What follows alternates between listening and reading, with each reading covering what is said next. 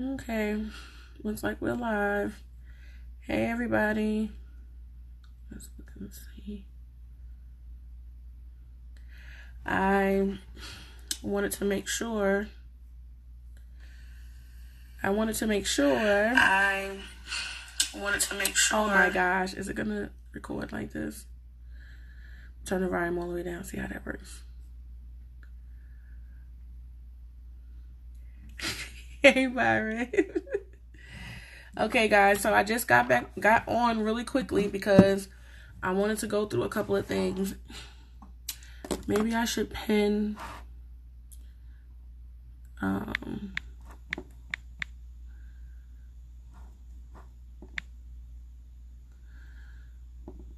we go. Oh, let's see if I can pin that.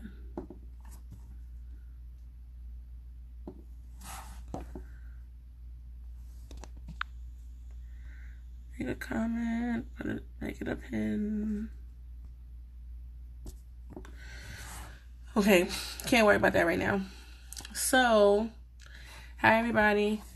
I might not be able to get to every wave because I wanted to get on really quickly and go through a couple of things. I've been doing some lock reconstructions again. You guys know I took a break from that for a while because I've been doing it for over 10 years now. Kind of got tired of it. But now I have started back doing lock reconstruction, and the things that I were seeing when people came in years ago are still happening to this day. So I just wanted to come on every so often. Definitely will be getting on Thursday evenings at 7 o'clock with the 7 at 7 show.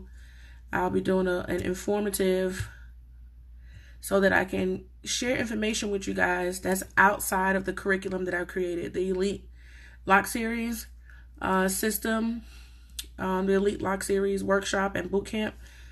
I've decided to come and talk about some things that aren't in there specifically because it's not necessarily part of my curriculum.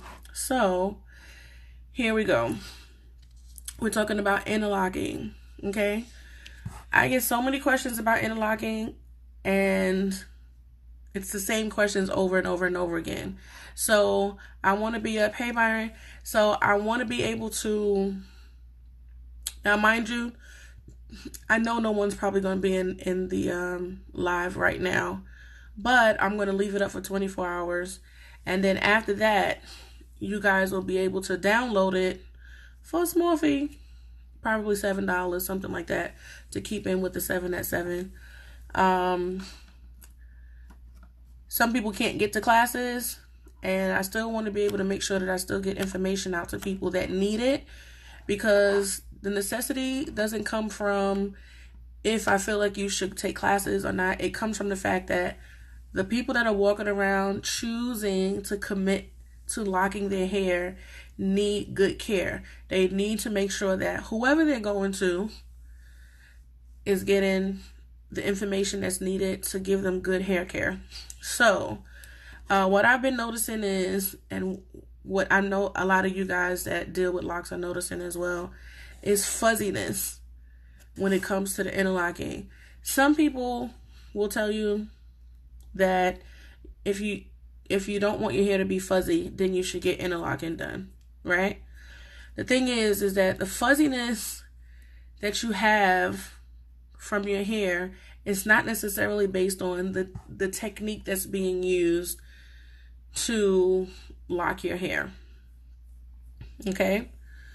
It has a lot to do with your lifestyle and a lot to do with the way the technique is being done, okay?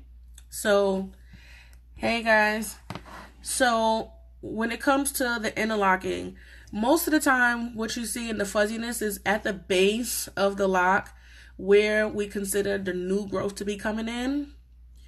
Once we do interlock the hair, hey Cam, once we do interlock the hair, that hair is interlocked. And then you happen to see some hair sticking out like this. It's tightened down here and then the hair is sticking out, okay? almost look like a little feather sticking out from the interlock lock. Okay, that hair is supposed to be put into the lock. Okay, that means you take your micro crochet hook, not a needle, because the needle doesn't necessarily have a closed hook on there. So we're talking about the micro crocheting hook. Okay, but it's really narrow, so some people may call it a needle. And that hair that's sticking out, you want to go in, hook the hair, and pull it through the lock. Not this way to where it's sticking out this way. You want to pull it to where you pull it in and it goes into the lock.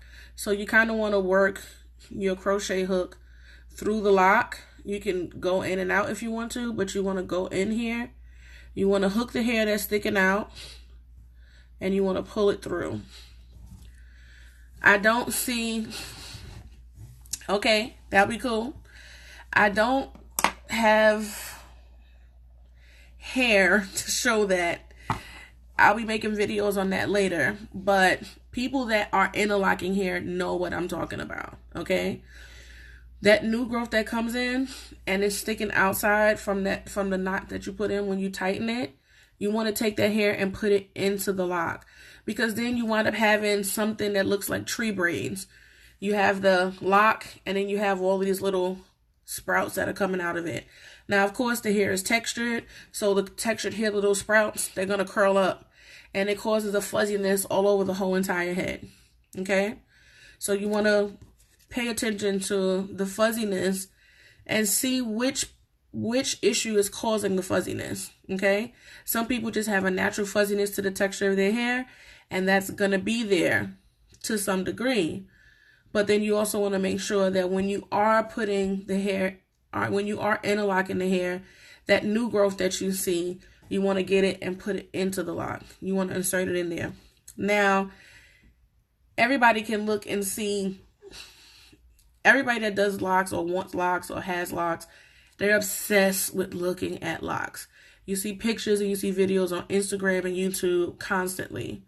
So I know everyone has probably seen that spacing. This is the base of the lock, and you wind up seeing space at the base of the lock where you can tell it's been interlocked. That's not really, it doesn't look right to me. So if you notice, when I interlock someone's hair, you don't see that happening. And that's because I get the hair and I gather it of the client, and I see what natural curl pattern they have. And you should see it. It shouldn't be, you don't need to see that much of new growth, but you get to see the natural texture of their hair and see where the bends are. Some people have smaller curls than others. When you have larger curls and smaller curls, you want to pay attention to multiple things. You want to pay attention to the elasticity of a person's hair, and you want to pay attention to the density of a person's hair.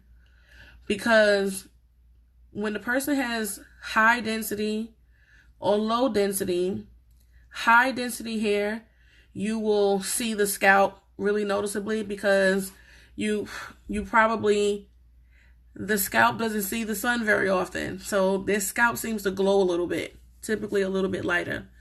And then the person that has low density hair has a tendency to show more of the scalp if the pattern is not done in a certain way to where you kind of close off. When you're looping the hair this way, looping it this way, this way, this way, back around this way, whichever way you're going to do it, you want to make sure you don't end up with that space. It almost looks like a bow tie. You see the square, but the hair is like this. You see scalp here and you see scalp there. I call it bow tie effect on the scalp when the interlocking is done improperly.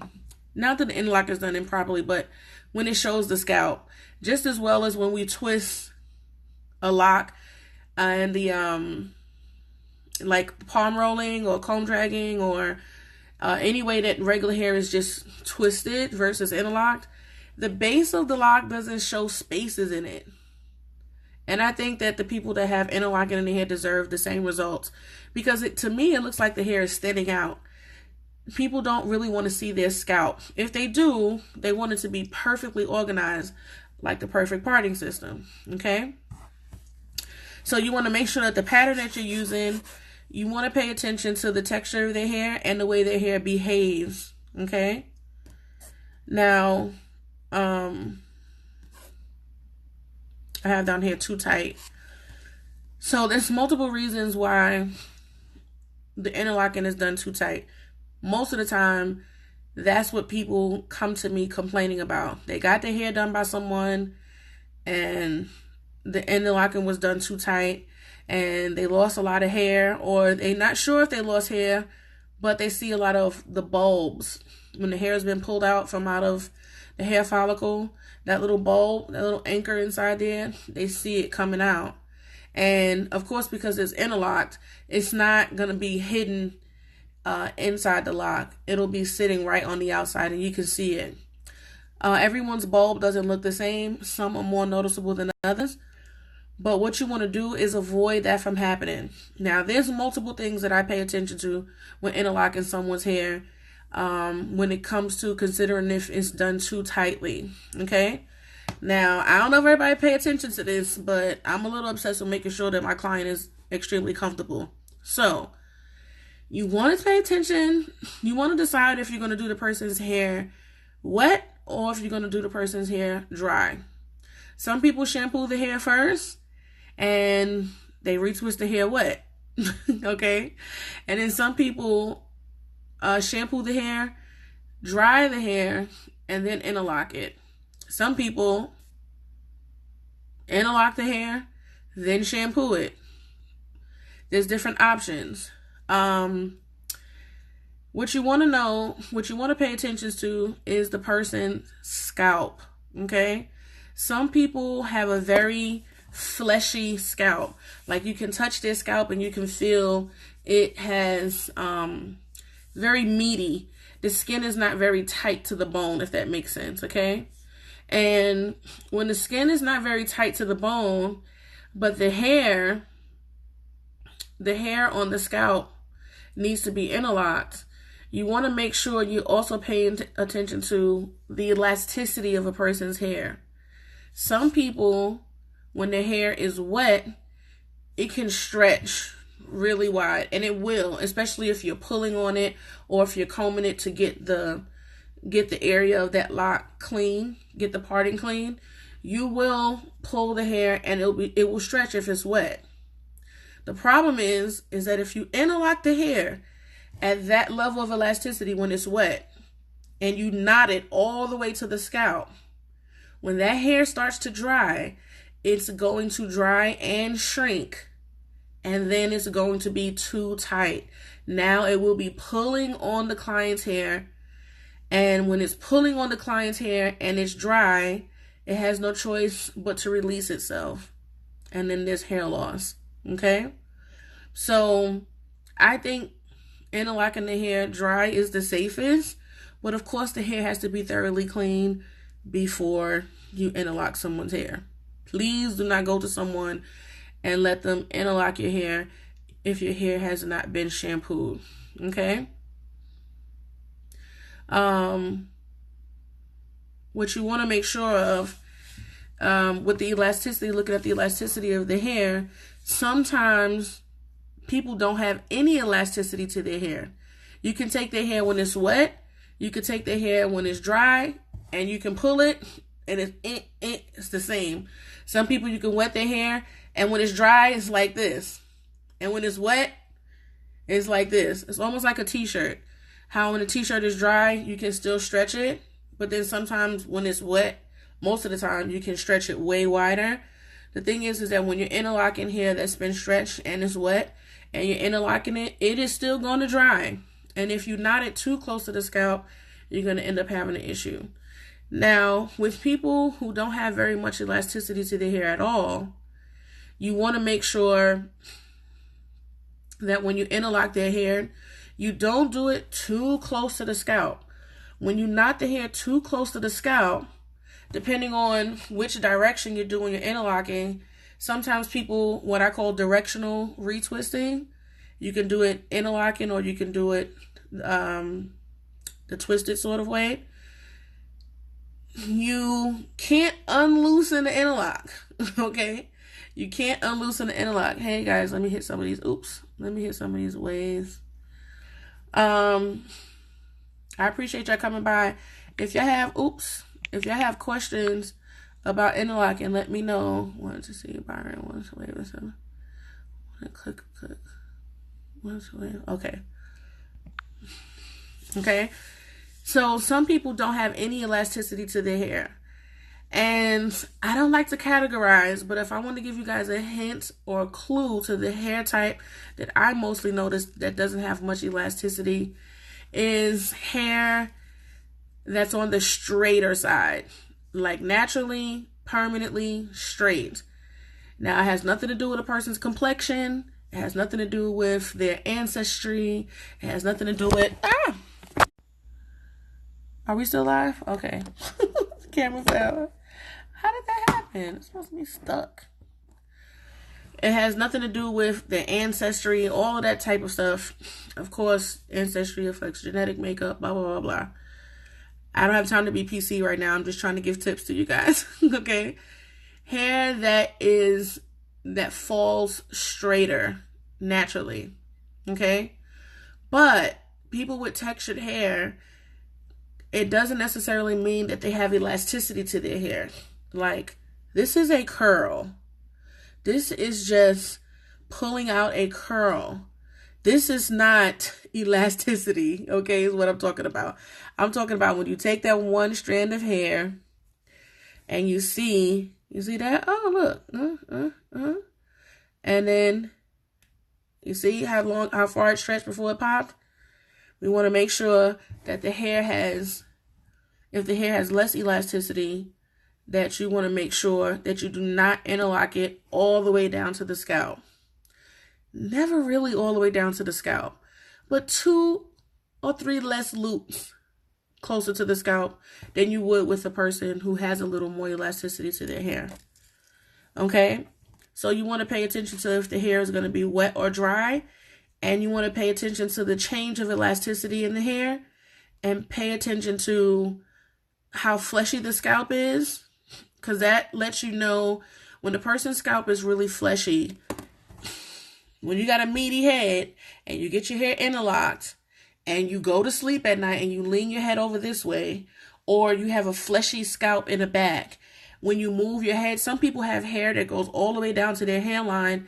Way down towards their neck. Their hair is within their neck. So when you tighten the hair close to the scalp and their neck still needs to move, now it's too tight in those areas. It may be perfectly fine up here, but in the areas where the neck is really fleshy, or some people, when they move their eyebrows like this, right? Some people do this and their hairline doesn't move. And some people do this and you can see their whole head up here moving. You want to be mindful that people are going to have to chew gum, they're going to eat, they're going to flex their eyebrows. You want to pay attention to that and calculate how close you want to get to the scalp when it comes to interlocking the hair. Texture of the hair. Please know what overlay. Okay. Now, a lot of times people will tell you if your hair is too soft, or any other excuse people use and tell you that you need to lock your hair. Most of the time, they just don't know how to get your hair to look the way you want it to. Okay? And to you guys that hear this, if you are a hair care professional or a person that cares for hair, please, if you feel any level of intimidation, if you feel any level of fear, if you feel any level of if you feel any level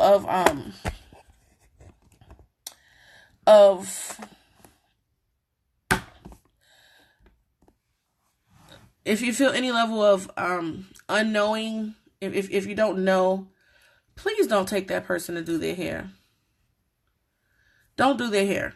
If you do not know how to lock their hair, do not take them as a client, okay? People would much rather you know how to do their hair, okay, than you taking their hair and practicing on it, okay? The problem is most of us have, a lot of people have very low standards for natural hair. They think, oh, it's curly, you palm roll it or you interlock it and it's locked. And that's just simply not just enough to know. So if you're a stylist, and if you're not a stylist and you're going to a stylist, let's start with the client. They're most important at this point in my eyes. If you go to someone and you ask them, if I interlock my hair, what will, and I say overlay, what I call an overlay, what will the overlay of my lock look like? And the overlay means what the outside of the interlocked hair looks like. Some people get their hair interlocked, and as time goes on, you can't even tell that the hair is knotted inside there. It almost looks exactly like a lock that's been twisted, okay? Now, the texture of a person's hair and the way the texture of the hair behaves is most important, okay? Behaves. Some people think if you have the appearance of your hair is all that you need to know to care for the hair. And it's absolutely not. There are people that have the same appearance in hair and their hair behaves differently. I have clients, of course, the shape of their hair follicle makes the texture grow out a certain way, and the texture of the hair has an appearance. But based on their diet and lifestyle, if they're a swimmer, if they're not a swimmer, that changes the way the texture of the hair appears and behaves, okay? So if you're interlocking someone's hair, you need to know how their hair behaves so you can tell them what their hair will look like on the outside of their lock as time goes on. Just as well as cosmetologists can look at someone's hair and say, hey, I want this cut. And they tell them, hey, if you get this cut, it's going to look this way. You need to know how to translate what the person's hair, the way the person's hair behaves into the style that they're trying to get. And the style is locks, but again, we still have options on how the hair appears. Okay? So some people have, let's just say, I'm going to use some typical words. I want these videos to not only be understood by hair care professionals, but also people that decide to care for their hair at home. Let's just say what we consider to be coarse hair, right? That hair, the strand of hair is typically thicker, wider in diameter, and has a wiry sort of effect, right? And it may be curly, it may have large curls or small curls, but that type of hair, when you interlock it, you can still see the knots in the person's hair. You'll see the knots. And that's because when you interlock it, the curls may be too big or too small to come out of the loops for you to see it. The other thing is that if the hair is not as coarse, it submits better, but the hair has a tendency to break a little bit, so you see little fuzz on the outside. With all of the varieties, which I can't go through right now, you want to know what the overlay of the person's lock is going to look like after you interlock their hair over time. In the beginning, almost everybody's hair looks the same because the hair needs to kind of adjust and get into its place after it's been shampooed a time or two. But also knowing the texture of a person's hair to understand or to know what you want the overlay to look like, you need to know what look they want coupled with the way their hair behaves so you can decide how tightly do you want to make your knots, your loops. Sometimes people want an appearance to where there's a little more space in their knots so they can have a different appearance in their hair or a little different level of flexibility in their hair. Okay? show more texture in their hair. When you interlock the hair knots right on top of each other, it really takes away the chance to see the person's natural texture besides in the scalp or sometimes at the tip of the hair. I hope this is making sense to you guys. This is the first one. I was running late and I'm going to be more organized the next time. But if you have any questions, please direct message me and I will answer your question in full detail. Okay? So the appearance. You want to make sure you decided what the overlay is going to look like. The things to consider for the overlay is the way the texture of the hair behaves and also the spacing of the loops. And you also want to make sure that the loop pattern works with how they want the hair to look like on the outside. You don't want to just keep in looping this way, right? And then it looks like you have a braid, like a bunch of little V's, okay? And then you don't want to do it, you don't want to necessarily keep going in a 4-part pattern because then you start to see like the hair twist a little bit like this. And then that can take away the length of a person's hair. After you keep doing that over and over and over again, it'll start taking away from the length of the hair. So you really got to practice your patterns, okay? Best way to learn how to do this is to start someone's locks.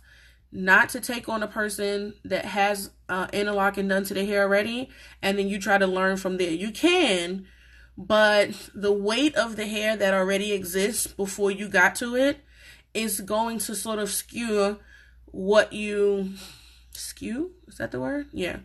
It's going to sort of change the truth about the way the hair behaves. Because the hair behaves a certain way when there's no weight. And then the hair behaves another way with locks when it has weight on there. Okay? So here's some myth busting. When do you have to interlock your hair? I have people come in for consultation and people say, oh, I was told I had to interlock my hair. You never have to interlock your hair, okay? When a person tells you, oh, the only way your hair is going to lock is if you interlock it, that person just doesn't know how to handle your hair, okay? Hopefully, more locticians and more stylists will get the guts to be able to say, I don't know how to manage that texture of hair. Using product to make the hair matte and stick together is not locking the hair. Manipulation locks the hair, not product, okay? And if we're talking about interlocking, you never have to interlock your hair, okay? Most of the time, like I said, most of the time people say that it's because they don't know how to manipulate your hair to make it stay. Some people have very resistant hair, and some people have hair that once you wet it, it moves, and you don't know how to train it. You have to train the hair, and you have to create layers to where the hair reinforces itself and maintains the shape of the lock if you're twisting it. But interlocking typically is brought into play when people don't know how to manipulate your hair and keep it in place, okay? Because like my client's hair, everybody's hair, you can shampoo my client's hair, you're not going to find this much new growth, this much. All of that comes from the person not being consistent when getting their maintenance, okay? And most of the time what happens is, I was talking to Zoe, I don't know if you're in here because I saw you coming earlier. Most of the time someone starts your locks, right? They shampoo your hair, retwist it, shampoo, retwist it, style it possibly, and the hair starts to shrink. And most people get excited and happy about it because they start to see what they call budding. Basically the hair shrinking, the curls cuddling up on itself. And since we've already shaped it into like a tubular shape, you already shaped the hair like a tubular shape, right? So now you're going to see this happening. The hair is matting up and then you see hair coming together. And they say, oh, my hair is locking. Most people don't want to lose length, okay? So my comb drag technique and the sophisticated starter lock system prevents all of that stuff. If you want to learn, you definitely are welcome to come in to a class. Come and get a class and learn specifically what you need to know, okay? But with the interlocking, most of the time, you don't get a chance to have that shrinkage happen, right? You don't get the time to have, you don't get the chance to have that shrinkage happening. So you typically don't worry about that. But there is a way when you're not interlocking your hair, when you're not interlocking your hair, for that to happen. So we're talking about interlocking, but I want to go back to where people aren't getting interlocking done. They're doing palm rolling or twisting, comb drag method, which is my method, or anything else. That matting is happening from shrinkage, okay? And then and you'll see the little bubbles on the hair. They have the lock, and they have like a little bubble that's sticking out on the side like this. And it's not just a lump, but it's a whole circle. You can see through it like this. This is the lock, but you got hair coming out on this side like this. That's coming from the hair not being manipulated from top to bottom. Most of the time, people lose their length and people have distortion in the appearance of their locks because they're not getting root to tip maintenance. They're not getting root to tip maintenance every time, or they're not getting root to tip maintenance at all. But typically, it's encouraged by the stylist to not get root to tip maintenance because they think that the only way for the hair to lock is to wait until the hair has some sort of shrinkage happening and fuzziness happening. And then they take the fuzz and they move it around the lock. Or either they don't and they just press it down. Okay? So with interlocking, you won't have that issue. But if you have, like when I was talking about earlier, the interlocking, you don't have to have the loops closed so tightly. You will be able to have some flexibility in your locks. Some people want to have interlocking done and they still want to be able to do this to their hair. And that is possible because you just don't put the loops as tightly to each other. Okay? So yes, it is a myth that you have to lock your hair if your hair is straight, if your hair is straighter or soft. Or here's my point about the whole thing. If I was, I'm looking at myself in a delayed recording, and I keep going like this. I don't realize how much I do that. It looks kind of weird. When it comes to, dang, what was I going to say? When it comes to interlocking the hair and having the space in it, people like to have flexibility in the hair. And most of the time, people don't have very much flexibility in their locks when they interlock it. Typically because the hair is, when they do them, thicker, but also because they do them so tightly. You can interlock the hair without doing it so tight. What people say is true not. Okay, so I was talking to Zoe earlier, and he was talking about interlocking and the type of hair that he has. He's been told that he needed to interlock his hair. He's been told that he needed to braid his hair to start his locks. He's been told that he needed to start his locks with 2-strand twists. And none of that was true. His hair actually is best with being twisted. And some people may say that to avoid fuzziness, that you can get interlocking done.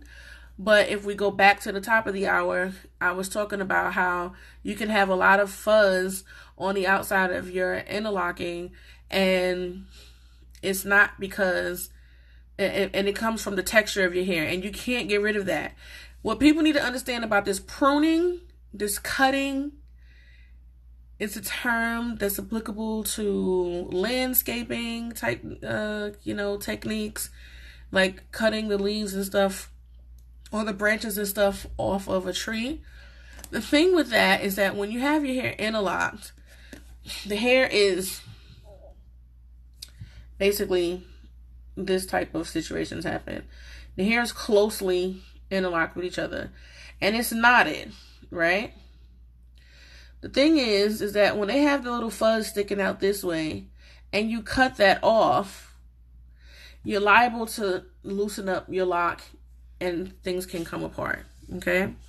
So I wouldn't suggest people pruning their locks, especially interlocking, interlocked locks, because it can loosen the integrity of the shaft of the lock. Okay. Now, different stages of locks and also the way your hair behaves makes a big difference as well. You have to know your hair. You have to depend on your loctician to tell you about your hair, the way it behaves, and knowing the way that it behaves will tell you what the result of the locks will look like. So, yeah, what people say, you got to get locks. If you're going to swim, you got to interlock your hair. I had a person come in and she had her hair. You could tell it was twisted because you could see the history of someone's hair and their locks, right? The hair was twisted, and then you see interlocking. You can tell it was about 3 or 4 months the hair was interlocking, and then it wasn't interlocked again for a while, and then it was interlocked again, and you can see it going back and forth. It almost looked like she had stripes in her hair, like it was fuzzy and a different level of fuzzy, and then something else, and it was all over her head, and it looked very patchy, and she didn't like it. And I asked her, well, what is it? You know, like, I mean, why did you have someone interlock your hair every so often? She said because the loctician that she was going to told her if she was going to swim during the summer that she had to interlock her hair because there was no way for her hair. It's because there was no way for her hair to lock if she was swimming. And I was just like, my gosh. So the lady's hair, you can't do anything about that, right? Her hair, the reason why it was so noticeable is because her hair naturally has a resistance, okay? With the texture recognition theory, I go back and forth explaining how hair behaves when it comes to the paper towel, the washcloth, the bath towel, the comfort, and the mattress, right? If you guys have been to a class, you know what I'm talking about. But if you haven't been to a class, when you come to a class, you'll know what I'm talking about, okay? So the lady's hair has resistance when she twists the hair. But when she interlocks the hair is knotted. So her locks had a weird squeezed look when it was interlocked and then puffed out this way. And then squeezed and then puffed out. It was crazy. So she would just put so much product in the hair. The loctician would put so much product in the hair so that when she twisted it and dried it, that the puffiness stayed tight. And the interlocking sort of, tried to create a uniform look from top to bottom with the lock. The thing is that the product she was putting in her hair was making her hair extremely heavy, and it was also breaking her hair off. She was finding she didn't have color in her hair. The product that they were using in her hair to try to make the hair seem cinched in the areas where it wasn't interlocked was just eating her hair up, and she was finding hair dust all over her. The thing is that if she would have just stuck to regular twisting, maybe put a style in her hair, or her loctician learns how to lock her hair, learn a technique like my comb drag method, level 4, which helps thick hair stay in place better, right? She would have been able to have a more uniform look to her hair. Now she wants to start her locks all over again, or she wanted me to thread her hair, like put thread around the hair over the areas where it was puffy. No. Okay. So these are the things that you have to pay attention to, be knowledgeable about, and to make sure you avoid them at all costs. So yeah, that's that. Benefits to another thing that people say, the benefit to interlocking your hair is you don't have to get your hair locked as often. It's not necessarily true. If you get your hair serviced on a regular basis, okay, your hair grows the same if you do get your hair taken care of on a regular basis or if it doesn't. Your hair is always going to grow. Your fingernails never stop growing. They just break off due to the way you use your hands, okay? That's just like if you did not use your hands for a whole year, you would see crazy length on your nails. Your hair is always growing, okay? So if the stylist has the skill level and the technique and knows how to lock the hair close to your scalp, close to the base of your lock, whether you're swimming or whether your hair is interlocked or not. Your hair should still be probably only this much space from your scalp when you come in to get your hair retwisted. Okay? So that's not necessarily true. Someone says, oh, your hair is very resistant. Then yes, if you want to lock your hair and you want to make sure your locks stay in place and stay knotted, because those are knots that will be building up on top of each other when they're interlocking, then by all means. But you also want to make sure that it's done safely. Okay? Some people don't realize what the appearance of the hair is going to look like when you interlock it and when you lock it. And you have to know that. Your stylist is supposed to be able to tell you exactly what your hair is going to look like when they lock your hair. My clients come in and they say, I ask them, show me a picture of what you want your hair to look like down the line. And guess what? They keep that picture years down the line. They say, wow, my hair looks exactly like this. And that's because I pay attention to the way the hair behaves, and I know which methods need to be used, which techniques need to be implemented so that they get the result that they do. It's not just about palm rolling the hair or taking the comb and sweeping the scalp and having the scalp look so nice and taut, and then you have a puppy paw hanging off on the rest of the. Or, like I see some popular locticians taking the comb and combing the hair down. Here's the lock, and they're combing the hair down, the fuzz that happens from the shampoo or the new growth, and pushing, basically packing the knots down, packing the matting down, and then you have all of this open straight hair, this new growth. Your hair needs to be this close to your scalp if the hair is being done properly. Okay?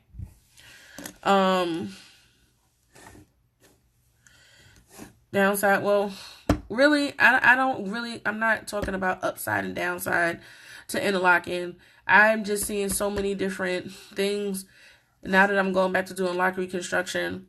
And the same issues. It's like people out there, more and more people are doing locks, and they're not learning how to do locks. I don't understand. It's like they're just looking at YouTube videos and trying to apply what they see on one person's head to everyone's head.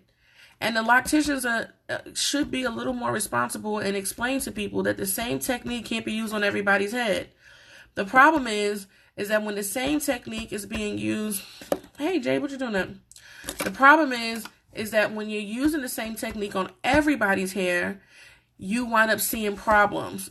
Everybody knows there's at least 2 to 3 textures on average on anyone's hair, right? When the level of density also changes from here to there on a person's scalp.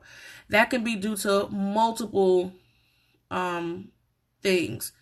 But if I use the same level of tension in the area where the hair and the scalp is stronger than another area where the scalp is weak, the hair is weaker, right? It'll cause crazy different results. That's why so many people are shaving off the sides of their heads. That's why so many people are shaving off the sides of their heads, shaving up the back of their heads. This is not a style, people. What's happening is the error is done so often and is so common. People are going to barbers, and barbers are trying to make the best of the situation. And the fades are getting higher and higher in the back. And people getting the sides of their head shaved off. You can tell when it's a problem because you can see it's a scarcity of hair there, okay? And the way we prevent that is making sure that the level of tension that we're using is different from lock to lock. So if someone says, oh, your lock is too, you have your interlocking, we talk about interlocking, right? You have interlocking done along your edges, okay? You're not supposed to do your interlocking way up. Look at my hairline. My hairline barely almost touch my eyebrows. Sometimes I gotta separate it. You can't interlock that hair up there, because look at my head. You see that? You have to make sure that you are being mindful of the way the person's scalp moves and the level of density that's there. And if you're interlocking the hair, the level of tension that you're using, meaning tension means how low you go on the scalp when you talk about interlocking. When the hair is being twisted, we're talking about how tightly we twist the hair, right? So the level of tension when it comes to you interlocking the hair that's around the edges, you have to be mindful of the person's scalp, how flexible it is. And if you're twisting the hair, you want to be mindful of how you're pulling the hair. You're not supposed to pull the hair. You're supposed to touch the hair, manipulate it, okay? You're not supposed to be pulling on it. Your client shouldn't be doing this, okay? That means you're putting too much tension on it, and it's going to be problematic, and they're going to have hair loss. So you want to make sure that that's not happening. So those are the things that I want you guys to start paying attention to, whether you're a hair care professional or if you're a person getting your hair done, or if you're someone that's interested in getting locks done. You want to make sure you ask these questions, right? If you're not sure which questions to ask, hit me up in my direct messages and we'll work something out so we can get your questions answered specifically about your hair, okay? Sending a picture over to your loctician does not prepare the loctician enough to be able to do your hair, especially when it comes to interlocking, okay? So do yourself some justice. Don't cold call throughout Google just asking for an appointment. Require the stylist to require a consultation. And this will help to make sure, oh my gosh, one of the last things, parting is very important.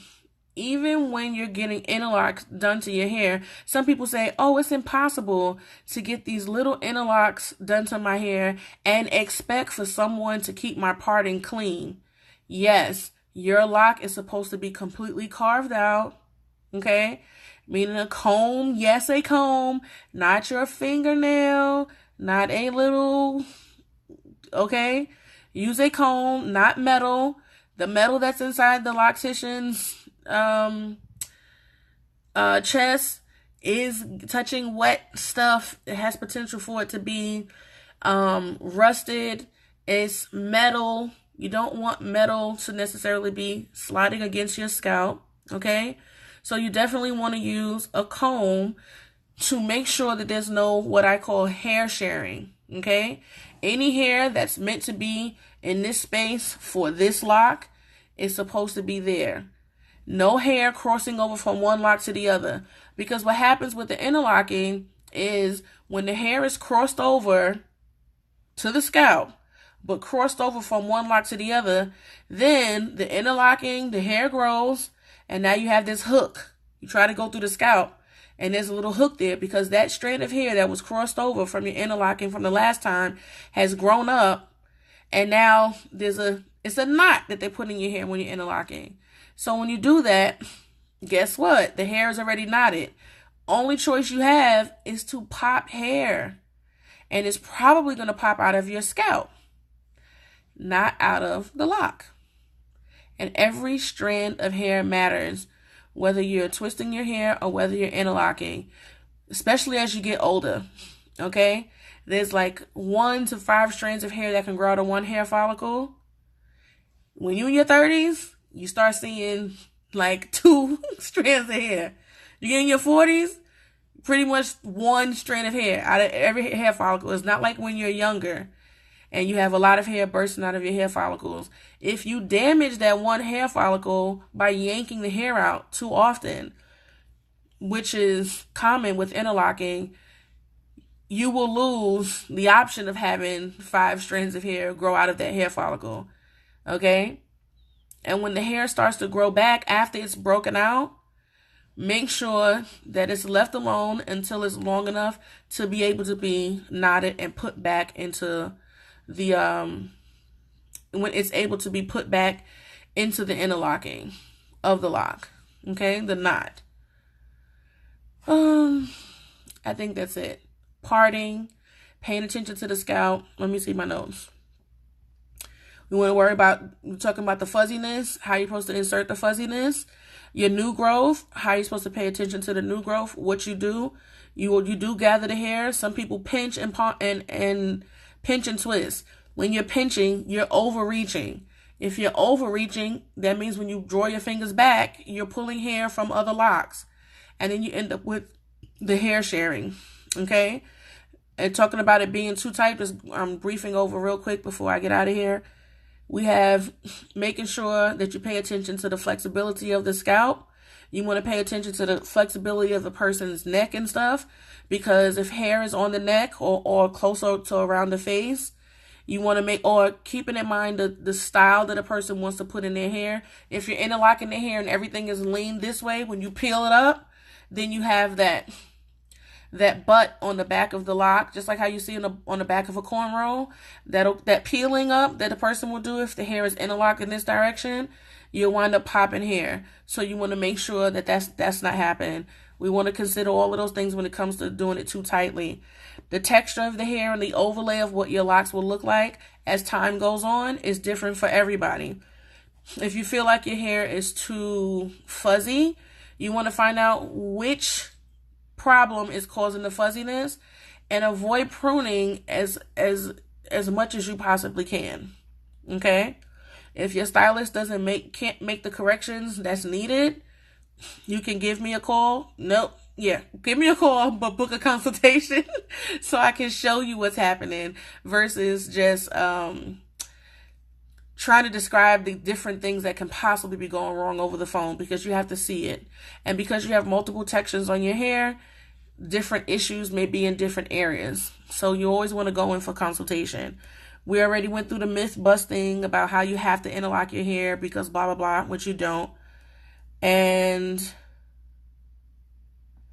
understand that some things people are saying are true, and most of the things they're saying are not true. Okay? If the person tells you that you have to interlock your hair, it's because they don't know what they're doing. Get out of their chair. Here's the thing. A landscaper does not blame the grass. Okay?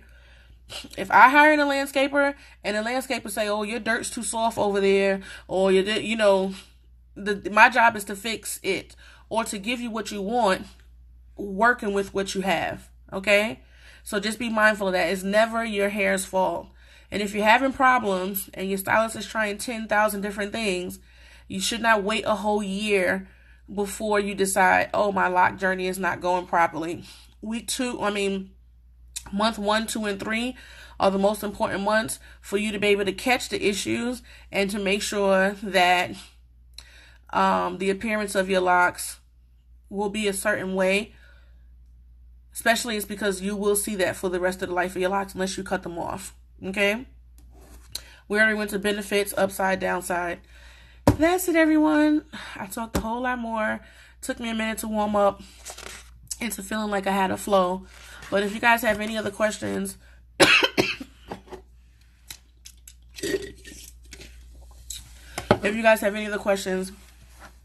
hit me up in my direct message. And if you really want to find out what's going on with your hair, book your in-person consultation, and we will go from there. Again, this will be up. I don't know. I think I'm going to take this one down.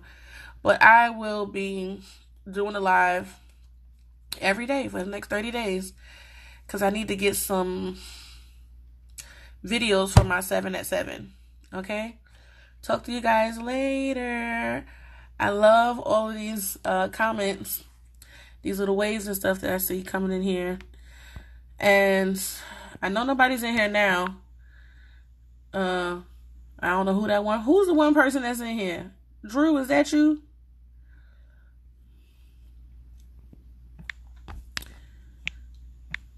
I didn't think anybody would stay on for the whole hour. Okay. Anyway, I will be doing these at different times, so I don't expect people to be in the room. If you want to, you can ask questions, but I don't expect people to be in here. I just want to be able to clock how many people look at it within the 24 hours. That's what I'm paying attention to. So, night, you guys. Talk to you later. How do we end this thing? I think it's the end button. Yes.